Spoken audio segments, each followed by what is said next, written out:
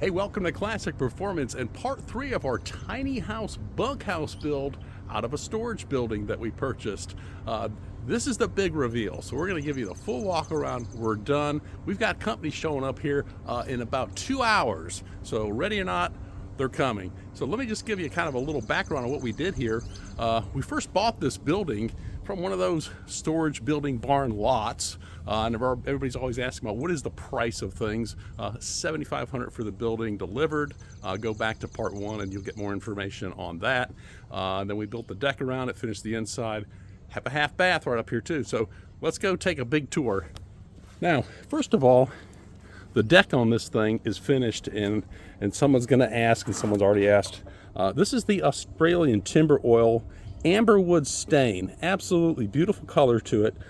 It's a transparent stain, so you can still see the knots and everything on it, and it is oil based, and this is one coat, so we're going to put 2 coats on here. We're going to get through the weekend, clear everything off, add a second coat. We've also used it around the half bath up here and on the railing, which was pre-existing, which went around the little front porch that I cut off. You could see that too in the earlier parts. So let's come on up on the deck here and take a look. Got a beautiful view down the lake, and we'll show you, of course, the bath. We'll go inside, and we painted this building in dark green. It was kind of a light green when it arrived. Got our composite chairs, had to put those together. Some plants. We just went out this morning and got plants from the home improvement store to dress things up a little bit. Got our party lights, so when we built the deck, our corner 6x6s, we left them 7 feet tall. Strung these lights around here, and they were a little low, so I had to add this little tower here so we could get our lights up above. And just a couple of little boat cleats. You can see the boat cleat up top there is what we have it set to. And then a little picnic table for the kids. Obviously we would move that over here when they're here. And behind this fake little birdhouse is where our boxes and our switch for the outside lights. So just whip this up out of some scrap wood just to cover this receptacle when we're here and have it look like something. All right, and these are LEDs too, so they don't get hot and they don't consume a lot of power. So that is kind of the exterior living space. And we also put a hose up here. I'll show you that. But here's a look at the view of the lake from up front. And this deck here is 10 feet across. So we were going to go 8, but we decided just to go 10, add 2 more feet, just so we have plenty of walk around room and no chance of anybody stepping over the edge. Probably should have extended this deck all the way to the edge of the building, but we've got a plan for here. Thinking about doing maybe a stock tank, a galvanized stock tank pool. So we kind of left this open for that, but always some options. Let's go take a look at the bathroom here. And of course we've got a little hose here so we can water plants. Got our electrical service run in here. That's a 40 amp service and our 8,000 BTU air conditioning unit. So come on in, and in here is the half bath. So this is just one half of the front porch, which this building came with. So we just partitioned it off. You can see that in part 2, and added in here this half bath. So it's just a sink, and it's a larger sink, black stainless. All these are sourced online, your favorite online shopping places. And we got a little light up here, a little ventilation around the top, and just a toilet. And then we've got some hooks here for hanging towels, and they're the nautical theme with boat nautical things, since we're here at the lake. We've got a handle up top here for the adults. We've got a handle down the bottom right here for the little people, because we do have some little people that come to visit. Our hot water heater is a Bosch 7-gallon tank water heater, which works perfect. We've got city water in here. We've got sewer. And of course we have the internet too, so we can watch Classic Performance. I put the door track, which is just a little track up here from Amazon, and I put it at just a slight angle, so that door will automatically close anytime and not be left open. So that works out very nicely. We put a little couple bump stops there for that. So let's go on to the inside, and here it is. we've got a loft on this end. I'll show you the loft on the other end. And this is the finished interior, which is very comfortable, very cool. It's a warmish, kind of 85-degree day outside. We've got our Hisense. This just came from one of the box stores. Hisense 8,000 BTU air conditioning unit, which is Wi-Fi compatible. I still have to do a little framing around here, but that keeps it a nice chilly 69 degrees in here.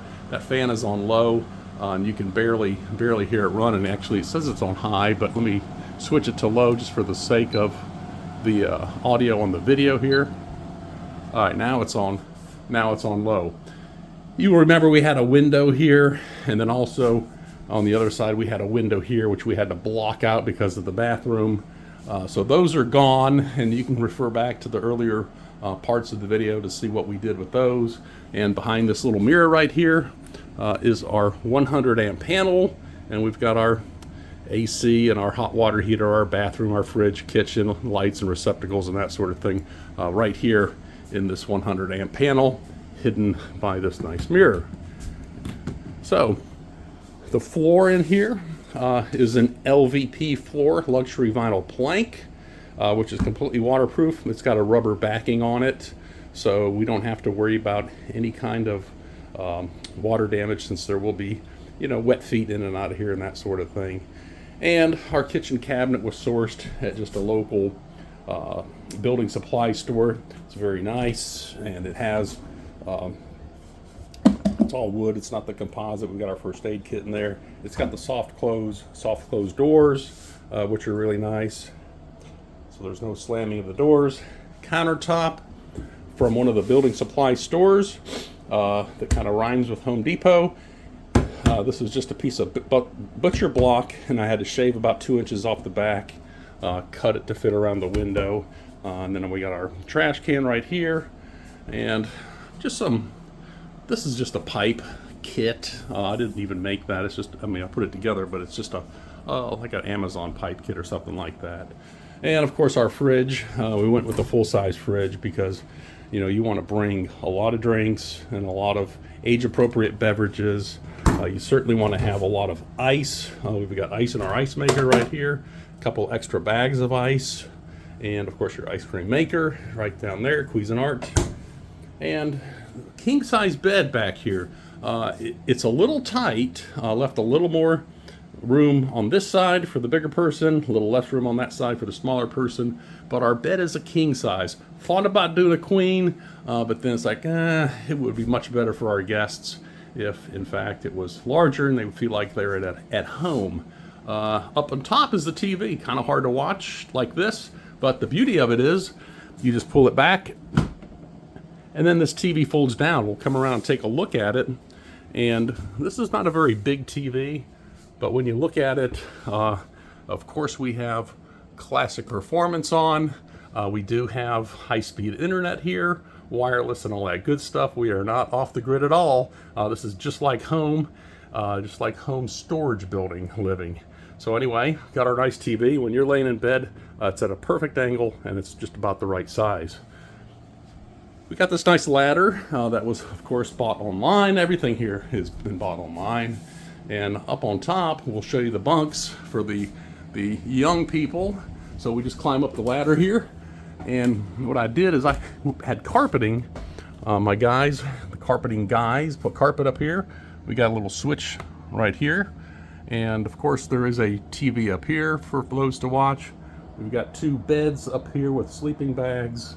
And then this railing right here is, as you can see, these are just galvanized pieces of pipe that I put in and put them in a flange, burnt and screwed it right to the carpet. I still got to paint these things. These are just in primer.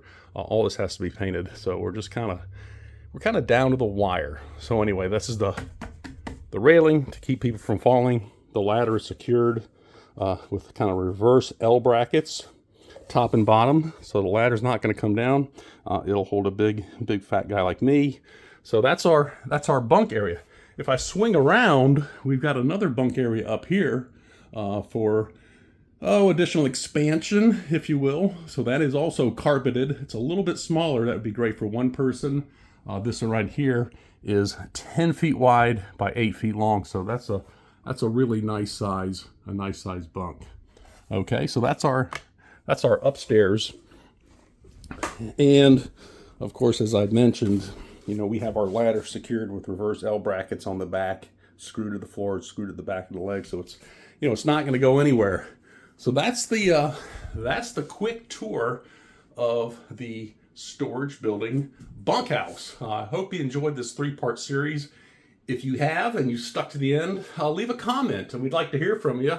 And also give us a thumbs up because we would like to do more content like this if you're interested in just small home project or home improvement projects. We really focus on classic cars and automobiles, trains, airplanes, and boats, but we do like doing home projects as well. So appreciate you watching. Take care. Have a great day and happy storage building shopping if you're going to start your project.